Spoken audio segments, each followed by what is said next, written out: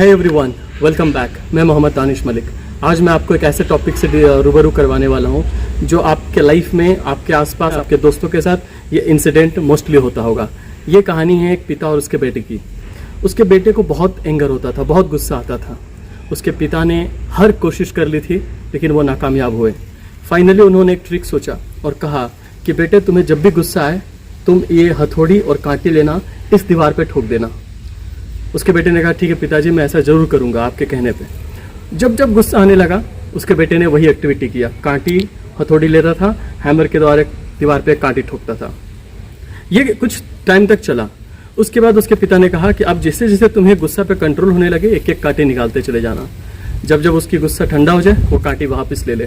Finally जब ये बहुत लंबे टाइम तक हुआ, कुछ दिनों तक चला, उसके पिता ने उसे बुलाया और बहुत ही प्यार से समझाया कि बेटा देखो इस दीवार को, तुमने तो गुस्सा किया, कांटे ठोका, फिर गुस्सा ठंडा हो गया, गुस्सा खत्म हो गया, तुमने कांटे निकाल लिया, लेकिन क्या इस दीवार पे जो दाग लगा है ये मिटा? ये दीवार के दाग जो है वो भर गए? बिल्कुल नहीं।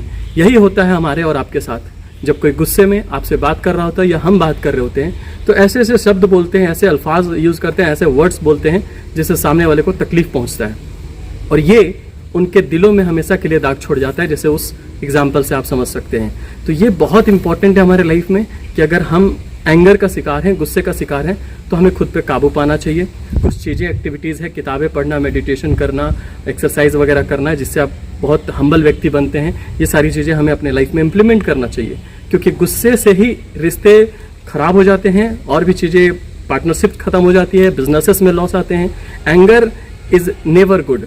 इसको अगर सही इस्तेमाल आप कर पाते हैं, अपने गुस्से को सही नज़रिया दे पाते हैं, तो ये आपके लिए फ़ायदेमंद है। अदरवाइज अगर गुस्से आप छोटी छोटी चीज़ों में या और भी किसी मैटर पे करते हो तो ये आपके लिए सिर्फ खतरनाक साबित होगा, फ़ायदेमंद कभी नहीं होगा। फाइनली मैं आपसे रिक्वेस्ट करना चाहूँगा, जितने भी लोग हैं, जितने भी वॉच कर रहे होंगे या जो भी आपके रिलेशन, फ्रेंडशिप सर्कल, ग्रुप में हैं, अगर गुस्से करने की आदत है तो प्लीज़ इसे जल्द से जल्द छोड़िए।